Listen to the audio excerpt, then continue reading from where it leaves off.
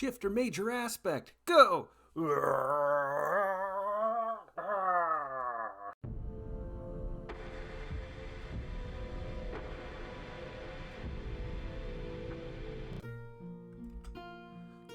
Hello everyone, and welcome back down here to the Gamer's Den with me, your host, Jordan, your master of lore and storyteller extraordinaire. Joining me is my youngest, smallest, most adorable co-host, Finn, apprentice storyteller, and as yet uninitiated into any circles of lore, but awake, adorable, and here helping me out while we give his mother a break. Today we are talking about the Shifter class. It's our second episode for the first edition Pathfinder version of the Shifter. Today, going through their skills and their class abilities, though we do have to talk about their major and minor aspects at another time. We still have plenty to go over today, and we're going to get right into it. But before we do, if you're new here to the channel, go on down there, hit the subscribe button, and become a regular member here at the Gamer's Den. Or if you've already gone on ahead and listed yourself on such an incredible roster of legendary heroes, then go on down to hit the like button and share the video far and wide. Now we'll go ahead and get into things here, and to begin with, for their skills, shifters gain access to acrobatics. Working off of your dexterity score, this allows you to move through threatened squares, slippery, sloped, or uneven areas with ease, and it's actually probably one of the more valuable skills that you can get access to. And given that it's working off of your dexterity score, which is not going to be a bad score overall, that's going to work out pretty nicely for you. Then we have the climb skill, working from strength. This allows you to climb over various obstacles, and really, for most campaigns, 1 point at most is going to be all you need, if that, especially once you start gaining access to more and more shifter aspects. This will allow you to get over most obstacles, and heck, that doesn't even come into other magical means that you might have access to. Then we have the craft skill, working off of intelligence, which is the dump stat that we're going with, or at least we're not having it pumped up like the rest of our statistics. This allows you to make things, whatever the crafting might be. Basket weaving, wood carving, blacksmithing, any of those are here and covered under this. You skip this, you need your skill points elsewhere. In skills like fly, which also works from dexterity, which as we said is not a bad score for us by any stretch of the imagination. This is for flying, making complex maneuvers and the like, and your shifter aspect will give, certain forms will give you bonuses to this, but still I think it's worth it to put the occasional point into it. The next skill that we have on hand is Handle Animal, working from Charisma, which is our real, one true dump stat that we are going to willingly tank just a bit more. This improves an animal's attitude towards you. We are skipping this. We don't need to worry about it. However, we do have Knowledge Nature, which works from intelligence and is one of the skills, one of the big reasons why we don't want to tank intelligence too hard. This lets you identify different animals, fey creatures, monstrous humanoids, plants, vermin, the seasons, natural cycles, and weather. Definitely one of the more useful knowledge skills out there. Followed up by Perception, working off of your wisdom, which is at least your second best stat overall. It's the most rolled skill in the game. This allows you to notice hidden things and details, physical details and the like.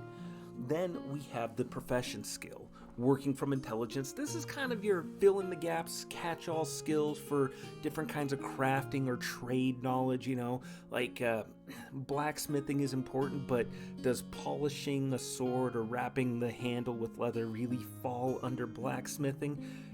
They're separate enough skills, but again, much like crafting, that's not something we're really going to be worrying ourselves with too much. Much like the ride skill, again, working from dexterity. This allows you to make ride checks while on a mount. You're a shifter. You're going to have means of mobility other than riding pretty quickly, and you'll be able to do so for hours at a time, and it only improves as you advance in level and improve your wisdom score. But then we have the stealth skill, also working from dex. This allows you to remain hidden and unnoticed, or hide objects and help them to remain unnoticed. Definitely incredibly useful for you to have and works out pretty nicely. Following right along, we have the survival skill, which you may notice it has a bit of a mixed rating here. It's usually not something worth investing too hard into, and in our case, as a shifter, we really don't want to have to worry about this, but in some campaigns, this skill can absolutely be worth every single rank that you invest in it. This allows you to track targets, make fires, make other, survival skill checks. And the reason why that this one is such a mixed bag is, like I said, in most campaigns, survival you're really not going to have to worry about because magic takes care of a lot of problems. But in a low or very minimal magic campaign, survival could become immensely more valuable. Or if you have a DM who really insists on making use of this.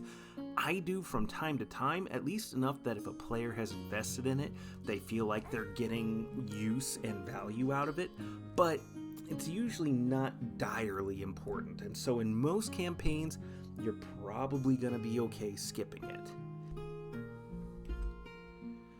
And then lastly, we have the swim skill, also going off of your strength stat. Much like climb, this is worth maybe 1 point max, just because again you're going to have between your good strength score, the +3 miscellaneous bonus, that 1 rank, and then any other boosts that you might be getting from your minor or major aspect forms, you're gonna have plenty of means of making successful swim checks. Of course, a big exception to this being is aquatic campaigns. You maybe want to have just a little bit more, but again, if you have any forms that are waterborne creatures such as the octopus or a shark, then you're probably gonna be just fine in most instances. But again, if you decide that you want to just build your character a little bit differently, then please, by all means, feel free to go ahead. These guides are just that. They're only guides. They're not meant to be anything set in stone. Unlike the things that make up the class features overall, these things are, again, set in stone, but any DM worth their salt is eventually going to homebrew things a little bit, and certainly the shifter may be a class well worth taking a little bit of time to homebrew in a couple of fixes, but overall, it's still not a terrible chassis to work from. So to start off with, you get 1d10 hit points per level, 4 skill ranks plus your intelligence modifier, every level, and then you have good fortitude and reflex saves but poor will saves overall, and the will saves particularly hurt, although it is boosted somewhat by the fact that you have a good wisdom score to help supplement that. Now, you do get a good base attack bonus, 1 point every single level that you go up in this class, and you'll be proficient with light and medium armor, shields, clubs, daggers, darts, quarterstaves, scimitar, scythe, sickles, short spears, slings, spears, natural attacks such as claws, biting, etc. And you get that from the shifter claws feature and of forms assumed with wild shape. Wild shape is definitely the bless you, little one. It is definitely the bread and butter of the class overall. It's going to be the means by which you accomplish just about anything that you're gonna do, although we'll be going into some of the issues of the class now. Starting off though, you get Shifter Aspect at level 1. You select an animal aspect that you can shift into your aspect's minor form for up to 3 minutes plus your shifter level a day. Now, the minor forms can be anywhere from really great to kinda terrible overall. Like, some of them just have some bizarre choices to them, but we'll cover those later. This takes a swift action, but ending it is a free action. You can only assume 1 minor form at a time until you get Chimeric Aspect at 9th level. Minor aspects aren't polymorph effects, and the shifter doesn't lose the effects of a minor aspect while under polymorph effects. You gain another aspect at 5th level, 10th level, and 15th level. Now, the fact that these aren't polymorph effects is massively useful, because that means a lot of your other features don't just up and disappear and vanish. However, one thing that hurts here is that you're only allowed to assume 1 minor form at a time until you get to 9th level. That's a pretty big gap right there, and it's kind of hindering and hampering to you overall. But that said, depending on the aspects that you pick out, this is overall still a pretty solid ability. And one thing that I will mention now is that specifically mentioned in the system reference document for the shifter's aspects is that what's listed is just a beginning list, and DMs and players are encouraged to use them as a guide to homebrew other aspects, which actually, depending on your DM, can do a lot to actually make this class work a fair bit better and make it not such a train wreck overall. But going on from there, also at level 1, we have Shifter Claws. While you're in your natural form, extend claws as a swift action that count as primary natural attacks, dealing 1d4 piercing or slashing damage. That damage is pretty terrible. I mean, even with a good strength score, like an 18 or a 20 overall, if you put your floating +2 bonus into your strength, that's at least 5 points right there, so minimum 6 points of damage, maxing out at 9. You're averaging around 7-ish or so, 7.5 points of damage per hit that you land. However, at 3rd level, they count as magic weapons and ignore damage reduction of sources such as cold iron and silver. So werewolves, fae, those kinds of creatures, they're going to be very vulnerable to your attacks and at an early level. So that's actually kind of cool right there. Very, very handy. As I want to say that's a little bit early to have that kind of means of ignoring damage reduction, but still, that's great to have. And though you're dealing with a smaller damage pool overall, you're still going to be getting damage through those creatures pretty early. Then at 7th level, your damage goes up to 1d6 damage, then 1d8 at 11th level, 1d10 at 13th, and at 17th level, the critical multiplier becomes a ×3, and at 19th level, they ignore adamantine damage reduction. That 19th level addition there is so late, it's damn near useless unless you're starting off at an epic level or near epic level campaign. And really, the damage scaling, while it is nice that it scales, that's very handy, that's still very, very poor damage. Like, even a rogue is probably outpacing you in terms of damage with flanking and getting their sneak attacks going. A vigilante is definitely going to be outpacing you. I mean, you're worse at melee combat than a fighter, and I love fighters, but there are plenty of other classes that can outpace them. Like, this damage scaling isn't great. The big thing that saves this is how early you can ignore cold iron and silver as damage reduction requirements, and magic weapons too. Like fiends, lawful evil creatures, a lot of them require cold iron and magic and good aligned, so you're only missing one component there to start blasting through their one of their primary defensive means. So that's really neat right there, but everything else it scales poorly.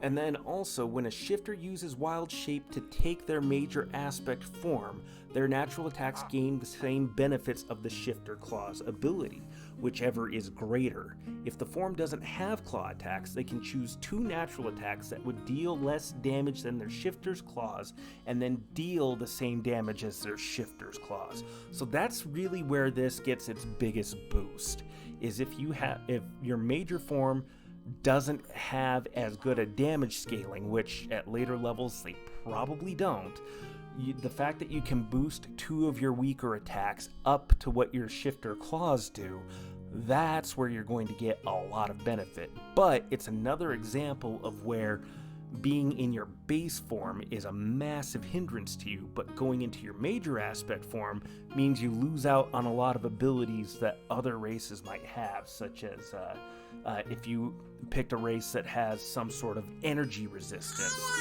Oh, yes, exactly. That's so frustrating. So you really kind of get hindered in a very, very odd way. So you're almost always going to be better off choosing to be human in most campaigns playing as a shifter. Then at level 1 we have Wild Empathy. Influence an animal's attitude, adding your druid level, charisma modifier, and d20 roll. Usable on magic beasts with an intelligence of 1 or 2, but you take a -4 penalty on the check. Nothing that we are really going to make great use of, especially with charisma being the dump stat, so you can go ahead and let this one go and not really worry about it. Then at level 2, we pick up Defensive Instinct. When not wearing armor or using a shield, add your wisdom bonus to armor class. If wearing non-metal armor, add half your wisdom bonus to armor class. At level 4, add a +1 bonus to armor class and combat maneuver defense, with another +1 every 4 levels after, maxing out at a +5 at level 20. This is actually really helpful, and really makes non-metal armors that much more valuable to you. In particular, hide armor will do a great deal for you and strike a nice balance between giving you an armor class bonus and letting you get at least part of your wisdom score added in. And if later on you're able to get any items that do boost your wisdom score, or if you've taken the time to put your stat increases into that, then this just scales and gets a bit better over time. So definitely really handy. Also at level 2, you pick up Track, adding 1/2 your level as a bonus on survival to follow tracks. Now, as I mentioned before talking about the survival skill, this one's value really does kind of depend, but what's really handy is that it frees up the number of skill points that you have, so that and while still allowing you to be good at tracking targets. Adding in half your level bonus to it overall just is actually really handy and can put you on being on par with classes like the Ranger for being able to track a target. But then you also pick up Woodland Stride at level 2. Natural overgrowth, thorns, and briars don't decrease your movement speed. Magically manipulated versions still affect you as normal, however. Now, this one kinda is... It's not super great unless your DM is consistently throwing natural forms of overgrowth at you, which, you know, if you're a shifter and other classes have similar abilities, then, you know, a good DM should probably at least allow some of your abilities to get a little bit of a spotlight, but that is also conceit and effort on the DM's part right there. So this ability won't be useful in a lot of different situations. It is dependent on you being in a more natural environment, or at least an environment that has natural terrain and features that could possibly slow you down. So it's not the best ability overall. Then at level 4, we pick up Wild Shape. Now, you use Wild Shape to change into your aspect's major form. This works as Beast Shape 2, except that you may only change into one aspect's major form at a time. Using Wild Shape to change to and from your major form is a standard action that doesn't provoke attacks of opportunity. Each form grants abilities beyond what Beast Shape 2 allows that replaces abilities offered by Beast Shape 2. But the shifter still gains Beast Shape 2 abilities that are size dependent. So if you change into a form that is a large form, then you gain the benefits of being a large size creature, namely boosts to your strength overall. Shifters can't verbally speak, but other forms of communication remain, such as telepathic, and the shifter can speak with animals that are the same type as their aspect. Wild Shape can be used a number of hours per day equal to the shifter's level plus wisdom modifier, spent in 1 hour increments. Shifters can take feats with Wild Shape as requirements, using their shifter level as their druid level. So you can see where this is a bit of a mixed bag. You're only able to change into one aspect's major form at a time. That is hugely limiting, and the only ability that you have that synergizes with this is your Shifter's Claws ability, potentially boosting some of the damage that you're able to do, particularly at later levels. So that's the only real synergy there, and the only real benefit to this is that you're able to do this without provoking attacks of opportunity. But I should also note that Beast Shape 2 is more limited than what the druid's able to do. The druid's wild shape goes up to beast shape 3, so they're getting a greater benefit out of using their wild shape while you have a lesser version. And wild shape is the whole niche. It's the big feature for the shifter class. And you don't have spellcasting like the druid does. You don't have an animal companion like the druid does. So you are worse at wild shaping than a druid and have less features than the druid, and you're worse in melee combat than a fighter, and you don't have the same array of skill points to help make you more of a skill-based character like, say, classes like the vigilante or the bard are able to do. So all the way around, this isn't a bad ability, but in comparison to what you get out of going into other classes, it doesn't hold up very well. Then also at level 4, you pick up Trackless Step. Shifters don't leave a trail in natural surroundings unless they choose to. It's nice. It's a neat ability. It certainly feels thematic and fits, but not really something that works out all that well. It doesn't really amount to much more than this, other than being something that is flavorful and thematic. Then at level 6, you pick up Shifter's Fury. The shifter can choose one natural weapon and make a full attack, gaining a second attack at a -5 attack roll. All other natural attacks count as secondary and don't benefit from Shifter's Claws. At 11th level, they gain a third attack at -10. 16th level, they gain a fourth attack at -15. Now, this is still a good ability, even though you're not getting the benefit of Shifter's Claws, which is definitely a huge minus, but this does so much to boost your melee output that it's still valuable. It still is that useful despite the penalty you're taking here, which should tell you something about just how starved this class is for good quality abilities. It's, again, not really great. A great way to boost this and make this an even better ability is DMs, I would say, let your shifters benefit from the Shifter's Claws ability. That'll do so much for them, even with Shifter's Claws being a little bit of a poorer damage output. Then at level 9, you get Chimeric Aspect. When using Shifter Aspect to take on a minor form, choose 2 aspects instead.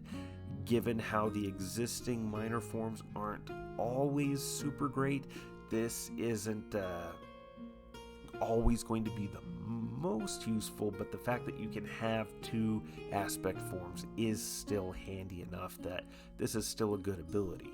Much like Greater Chimeric Aspect at level 9, the shifter can now take 3 minor forms when using Shifter's Aspect. That's definitely a huge boost right there, and if you are going the min-maxing route, picking out the best shifter aspects, then this is going to be huge. But again, that might not fit thematically. Maybe you're not wanting to repeat things over and over.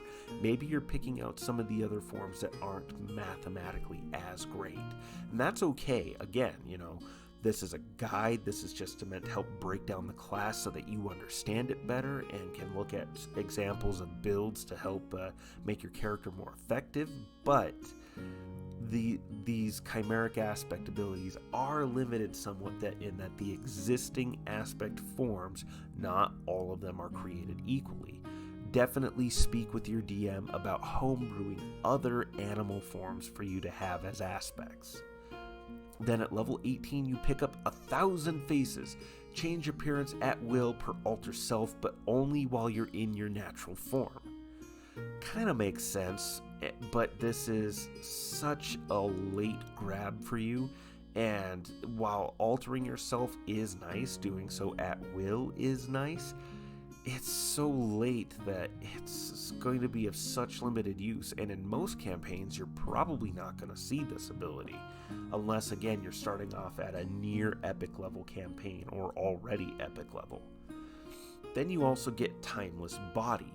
You no longer take penalties from aging, only the bonuses. Any penalties from aging already taken remain in place.